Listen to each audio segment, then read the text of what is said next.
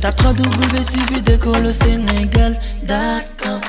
À école au Sénégal, c'est facile, tu n'as qu'à te connecter. Tape école au Sénégal, les leçons sont beaucoup plus détaillées. Voilà, donc après avoir traité par rapport aux crises, nous allons voir la détente et la coexistence pacifique 1962-1989.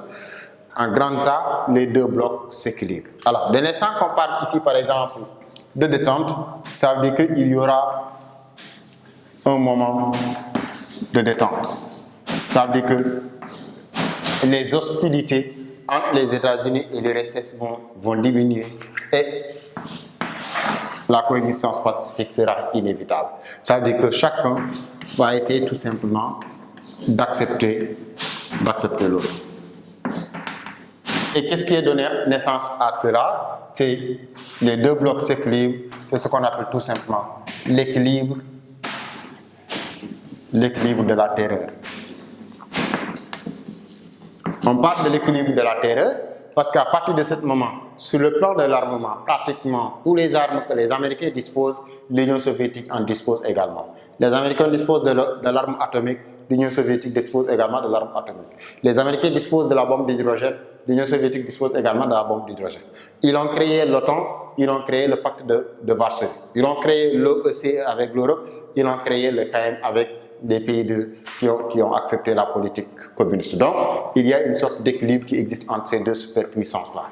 Et chacun est conscient que sur le plan de l'armement, s'ils utilisent leurs armes, cela peut dégénérer en un troisième conflit nucléaire. Et c'est ce que tous les camps, ils n'ont pas souhaité.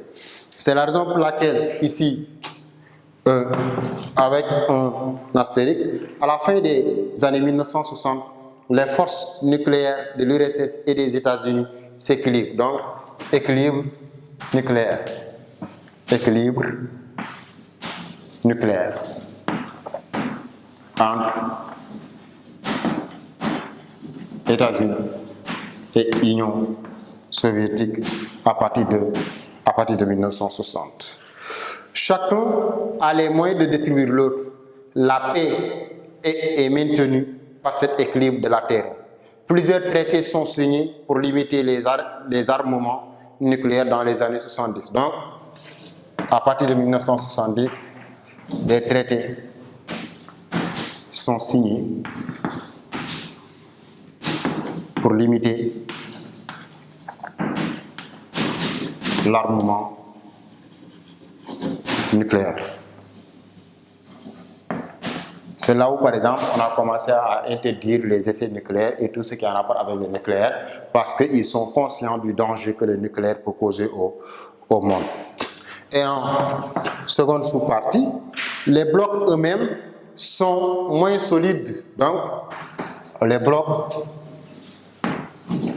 deviennent de plus en plus faibles. C'est ce qu'on appelle les blocs deviennent moins solides. La Chine rompt avec l'Union soviétique dans les années 60. La Chine quitte l'Union soviétique dans les années 1960 et se rapproche des États-Unis en 1972. Donc, et se rapproche des Américains en 1972. Cela veut dire que sur le plan économique, la Chine va essayer d'abandonner la politique communiste pour adopter une politique capitaliste afin de gagner des marchés dans le monde. La France va également quitter l'OTAN en 1966. 1966, la France quitte l'OTAN. Donc, ici, vous voyez que ce qu'on nous avait dit tout à l'heure, que les blocs sont devenus faibles. C'est-à-dire que de part et d'autre, il y en a des associés qui vont tout simplement abandonner. Et l'hégémonie américaine est critiquée par de nombreux pays du tiers-monde. Donc, à partir de ce moment, il y aura ce qu'on appelle la critique de l'hégémonie américaine.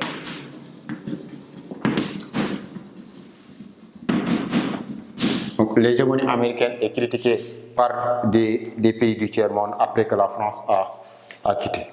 Il y a également un autre aspect très important qu'il faut toujours noter, c'est le partage de l'Europe entre les blocs est reconnu dans les faits.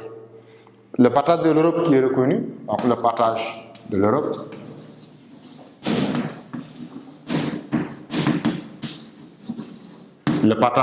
est reconnu.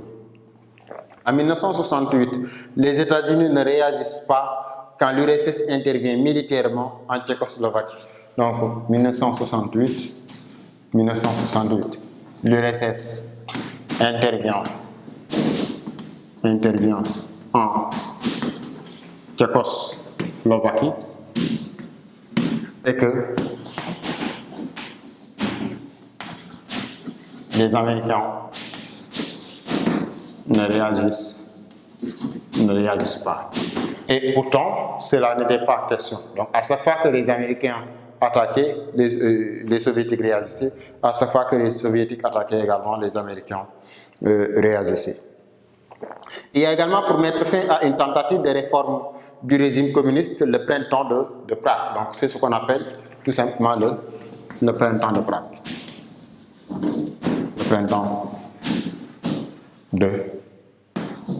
Le printemps de Prague. Alors ici, après le printemps de Prague, la division de l'Allemagne en deux États est consacrée. La RFA et la RDA se reconnaissent mutuellement en 1972. 1972, RFA, RDA. La République fédérale d'Allemagne et la République démocratique d'Allemagne. La République fédérale d'Allemagne pro-américain et la République démocratique d'Allemagne pro-soviétique qui est actée en 1972. En 1975 sont signés les accords d'Helsinki qui garantissent les frontières de l'Europe telles qu'elles ont été dessinées à partir de 1947. C'est-à-dire qu'ici, les accords d'Helsinki vont tout simplement redonner à l'Europe ces accords, les frontières qu'il avait en 1945. À la fin des années 70, la tension renaît lorsque l'URSS installe dans les démocraties populaires des missiles pointés vers l'Europe de l'Ouest. Donc 1970, parfois à partir de cette année, c'est-à-dire à partir de 1970,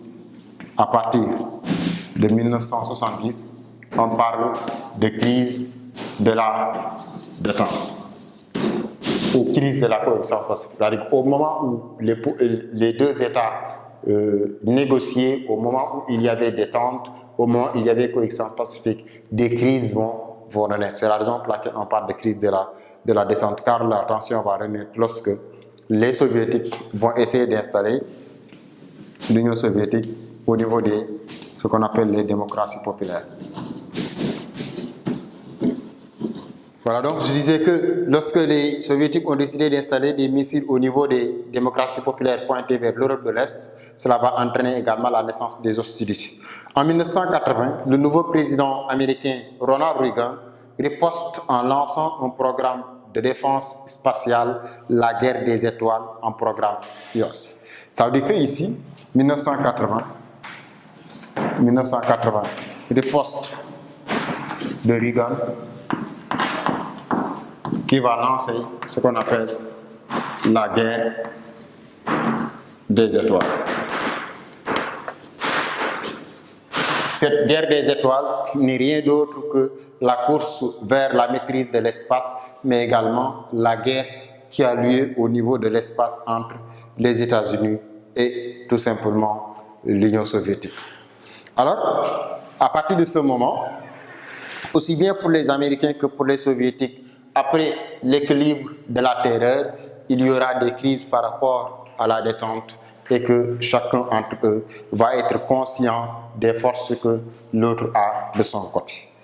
Et nous allons voir, après les deux blocs s'équilibrent en B, nous allons voir en B la dislocation du bloc communiste. La dislocation du bloc communiste.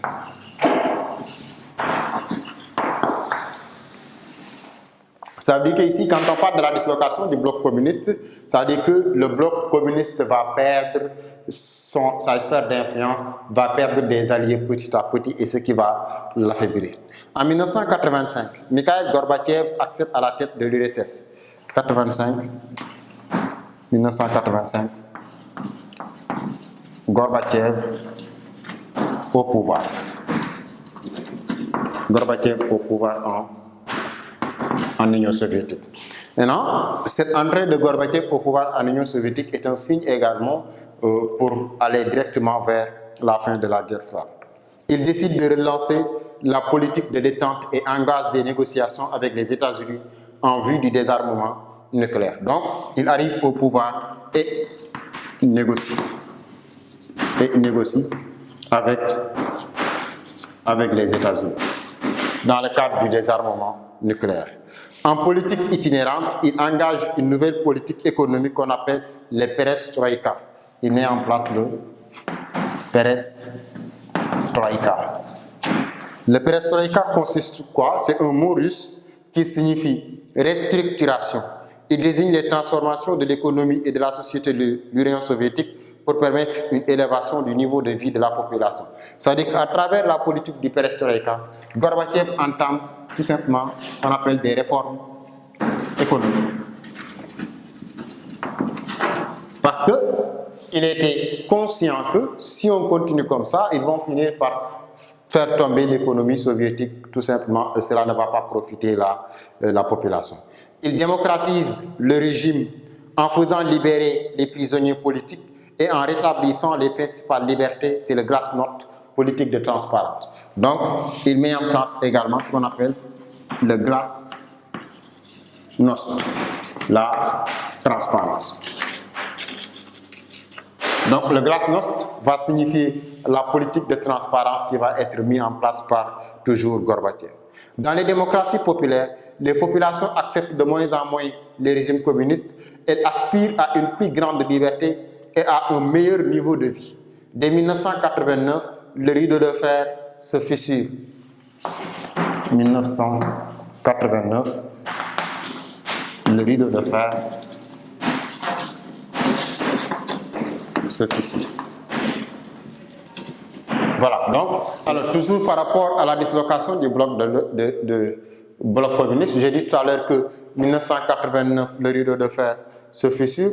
Et en 1990, c'est ce qu'on appelle la chute du mur de Berlin. Donc, le mur qui a été construit va également chuter parce que l'Union soviétique est en train de perdre ses forces. Toujours par rapport à la chute du mur de Berlin, qui va déclencher en 1990, l'Allemagne est réunifiée. L'Allemagne est réunifiée. Donc la RFA et la RDA vont fusionner. C'est la fin de la division de l'Europe, ce qui va donner naissance à la fin de la division.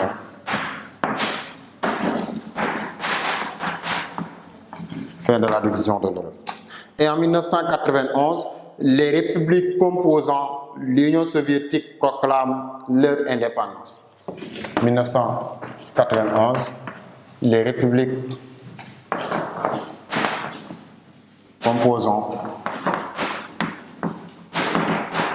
l'URSS proclament leur indépendance.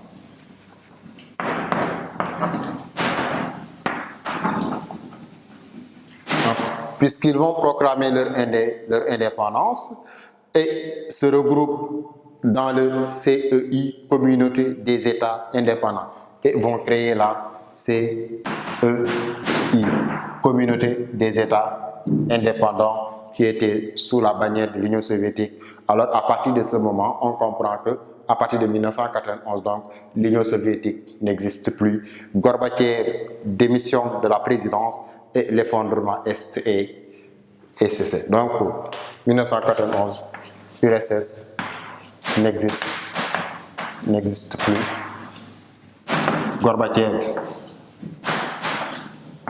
démissionne. Gorbatchev démissionne et c'est la fin du règne soviétique. Et puisque c'est la fin du règne soviétique, les relations Est-Ouest vont terminer et c'est la fin de la guerre froide. Ce qui va nous permettre tout simplement de conclure. Donc, en guise de conclusion, on peut dire que l'affrontement Est-Ouest qui débute en 1947 cesse au début des années 1990 avec, bien entendu, la chute du mur de Berlin et la réunification de l'Allemagne.